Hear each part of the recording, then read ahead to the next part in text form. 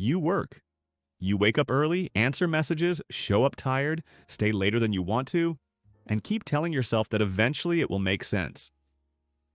You do what responsible people are supposed to do.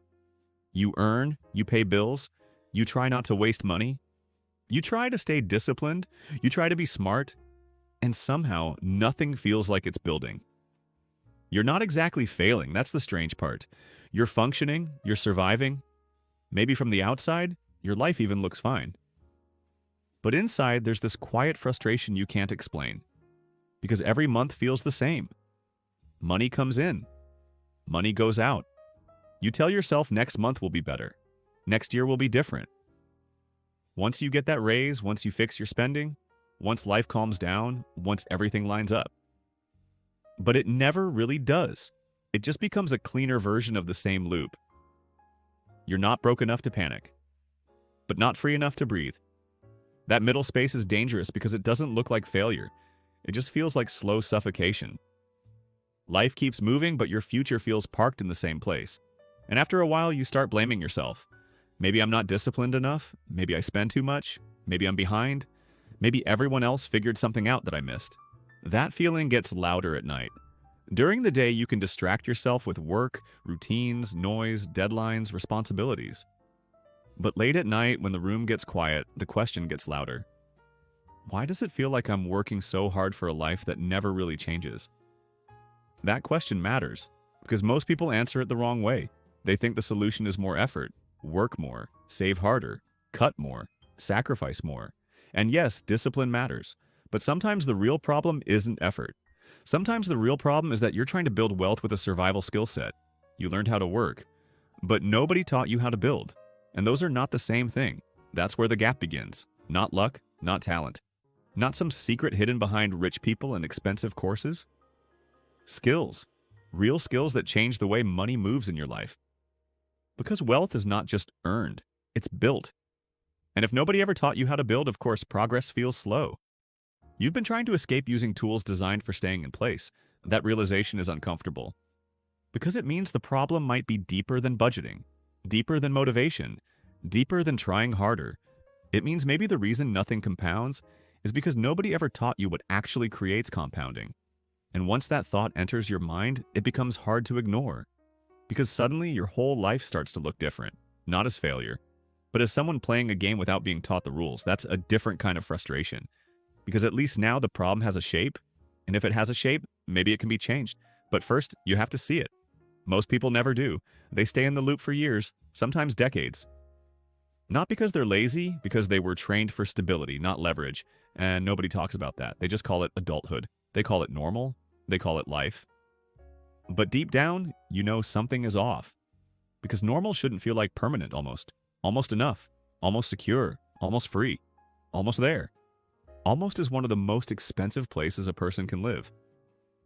Because it keeps you just comfortable enough to stay. And just uncomfortable enough to feel it.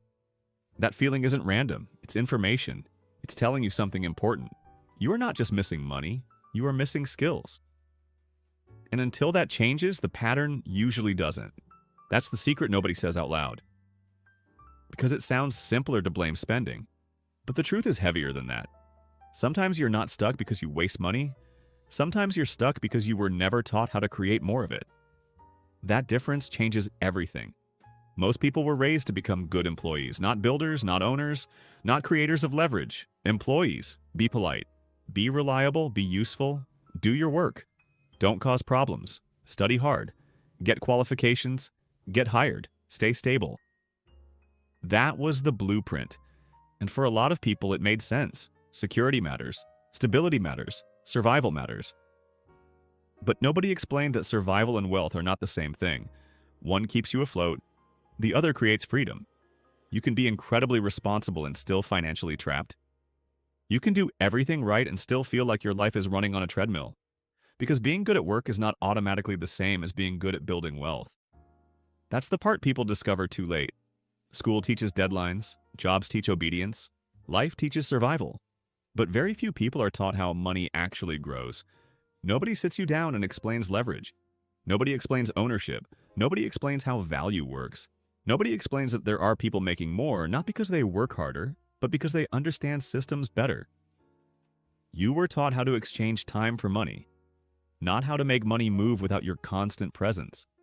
You were taught how to be employable, not how to become undeniably valuable. That difference sounds small until you live it, because employable means someone decides your worth. Valuable means the market does. And those are two completely different lives. A lot of people spend years chasing raises when they should be learning skills, because a raise helps. But skills change the entire game. A raise makes the cage bigger. Skills can open the door. That line hurts because most people can feel it. They've lived it.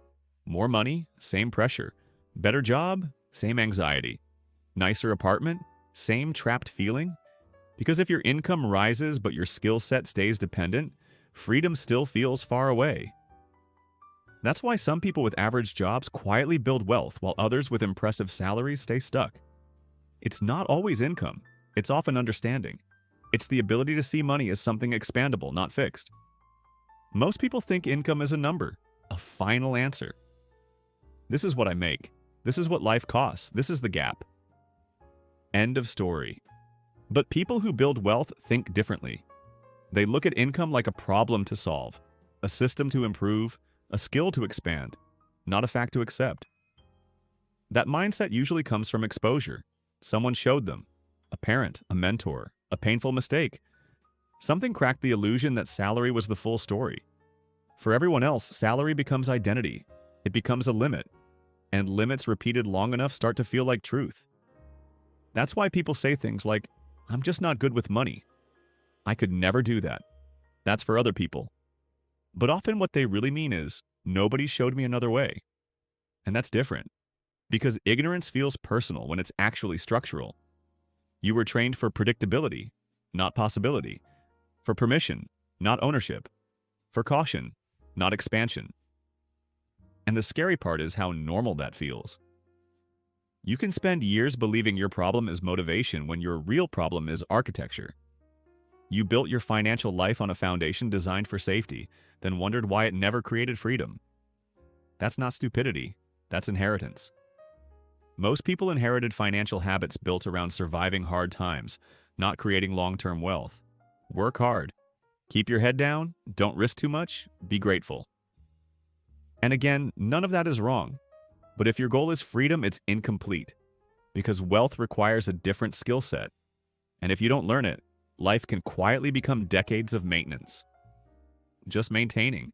Maintaining rent, maintaining stress, maintaining appearances, maintaining a life that never really expands. That's exhausting. And the worst part, you can be praised for it. People call you responsible while you quietly feel trapped. That's why this realization matters. Because once you understand that working and building are different games, you stop asking the wrong question. The question is no longer, how do I work harder? It becomes, what skills am I missing that keep me here? That question is uncomfortable, but it is the right one. When people hear build wealth, they usually think of investing. Stocks, crypto, property, retirement accounts. And yes, those things matter, but most people focus on them too early because wealth usually doesn't start there. It starts before that. Much earlier. It starts with the skills that create leverage in the first place. The skills that make more income possible. The skills that stop you from treating life like a fixed paycheck and a monthly apology. That's the real gap, and it looks ordinary. That's why people miss it. It looks like never negotiating your salary because asking feels uncomfortable. It looks like being the best person in the room and still watching someone louder get promoted. Not because they were better, because they knew how to communicate value. That hurts. Because talent does not always get rewarded. Visibility does. If people cannot understand your value, they cannot pay you for it. You can be brilliant and underpaid. Not because you lack ability, because you lack communication. That is expensive. The same is true for negotiation. Most people never negotiate. They hear an offer and accept it like it came from the sky carved into stone. But salary is often a conversation, not a commandment. One confident negotiation can outperform months of cutting coffee and pretending tiny sacrifices are a financial strategy. Negotiation is not arrogance. It is understanding value. Sales is another word people hate, but sales is everywhere. Job interviews are sales. Freelancing is sales. Leadership is sales. Business is sales. Even convincing people to trust your ideas is sales. And if that word makes you uncomfortable, that discomfort might be costing you money. Because if people do not understand why you matter, they move on. Another major gap is skill monetization. So many people have useful skills hidden inside hobbies: editing, writing, fitness, design, teaching, consulting, automation, problem solving. Even understanding how to use AI properly in 2026 is a massive advantage. Some people fear it, others are using it to multiply output, speed, and opportunity. Same world, different skill set. That difference compounds. Knowledge without monetization becomes an expensive hobby. People say they need more money when often they need a better bridge between what they know and what the market pays for. That bridge is a skill, and most people were never taught how to build it. They were taught to apply, not create, to wait, not position, to ask for jobs, not design income. That's why building something outside your job matters so much emotionally. Not because everyone needs to become some loud internet entrepreneur, but because side income changes how you think. It breaks the illusion that your payslip is your entire financial identity. That matters, because once you realize income can be created, not just received, your relationship with money changes. You stop seeing salary as destiny. You start seeing it as one stream, not the ocean. That shift is powerful. And it doesn't require becoming rich overnight. It starts with a question: what can I do that creates value beyond my job description? Most people avoid that question because it exposes the gap, and the gap is painful. Because once you see it, you realize the issue was never just saving. It was leverage. You cannot budget your way into freedom forever. At some point, expansion matters. At some point, the conversation has to move from "how do I spend less" to "how do I become more valuable?" That is where wealth starts feeling real. Not when you save your first 100. When you realize your earning ability is not fixed. That realization changes the way you walk into rooms. It changes the way you hear opportunities. It changes what you tolerate. Because once you know income is expandable, accepting less starts to feel heavier. And that discomfort is useful. It means your ceiling is starting to crack. Most people are not under-earning because they lack talent. They are under-earning because nobody taught them how to turn talent into leverage. That is the line. That is the truth. And once you see it, everything starts to look different. This is where people get trapped, not in poverty, in permission. They treat salary like a final answer. This is what I make. This is what life allows. This is the limit. And because that thought feels practical, it rarely gets challenged. It sounds responsible, it sounds mature, but quietly, it builds a cage. Because if salary becomes your ceiling, your future gets designed around maintenance. Can I afford this? Can I survive this? Can I keep this going? Everything becomes preservation. Very little becomes expansion. That mindset is subtle. You don't notice it at first. It just becomes the way you think. Dreams get filtered through payroll. Ambition gets negotiated with fear. You stop asking what's possible and start asking what feels safe. And yes, safety matters. But when safety becomes the highest goal, freedom gets postponed forever. The truth is, salary was never supposed to be the ceiling. It was supposed to be the floor. A foundation. A starting point. Skills are what raise the roof. Skills create options. Negotiation increases income. Communication increases visibility. Monetization creates independence. Ownership creates escape routes. Without those things, salary becomes a life sentence disguised as stability. You keep trying to save your way into freedom, and for most people, that math never works. Because there is a limit to how much you can cut, but there is far more room in how much you can create. That realization is uncomfortable because it removes excuses. It forces a harder question. If my income is not fixed, why have I been treating it like it is? Sometimes the answer is fear, sometimes confidence, sometimes simply never being shown another model. A lot of people are waiting for certainty before they try, but certainty usually comes after movement, not before it. You learn by negotiating, you learn by selling, you learn by building, you learn by being awkward, underprepared, and slightly embarrassed. That's the cost of growth. Most people avoid it. They stay inside competence, inside routine, inside familiar discomfort.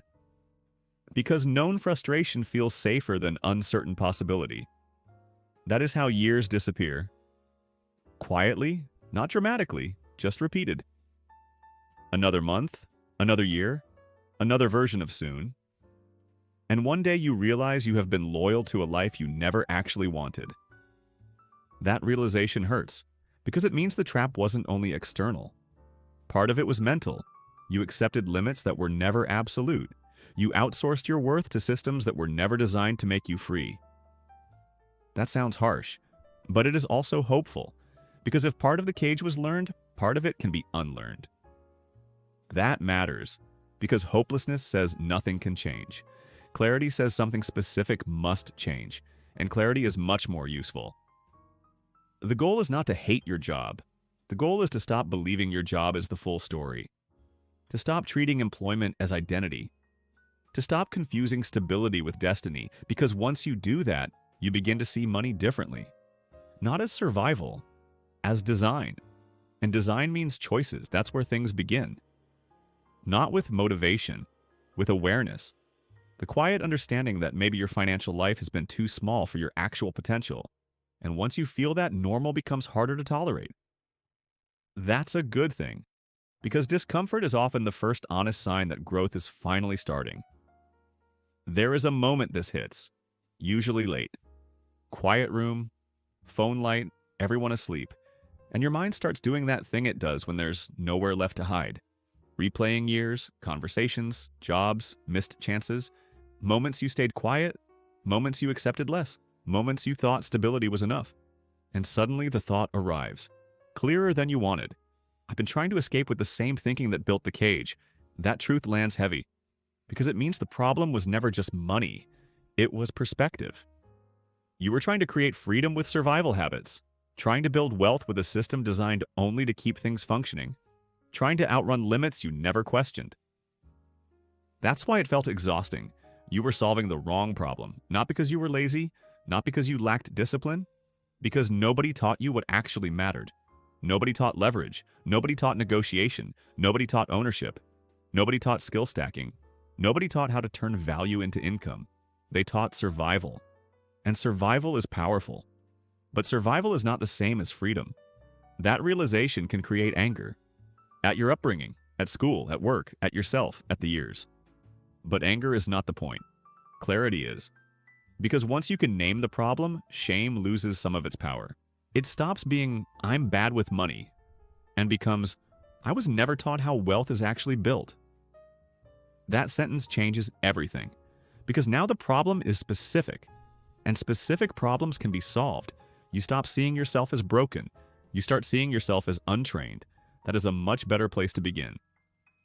Because training can happen, skills can be learned, value can be increased, income can be expanded, identity can change, not overnight, not with motivational quotes, but slowly, deliberately, quietly.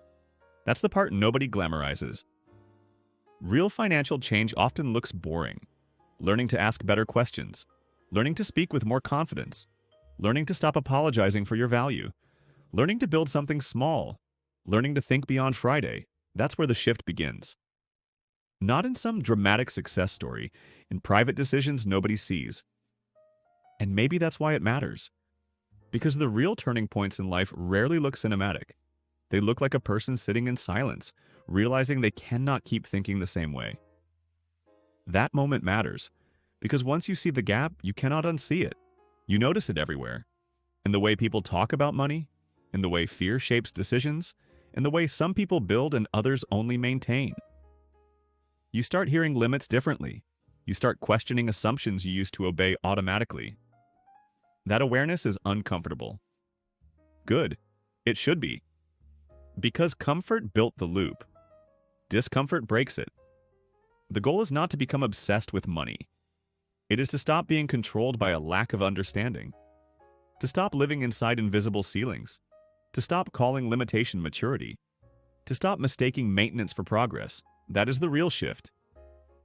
And it starts small, with honesty, with admitting that maybe the reason wealth felt distant was not because it belonged to other people, but because nobody ever handed you the tools. Now you know. And knowing changes everything.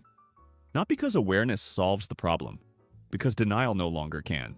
That is the beginning, not the finish, just the beginning.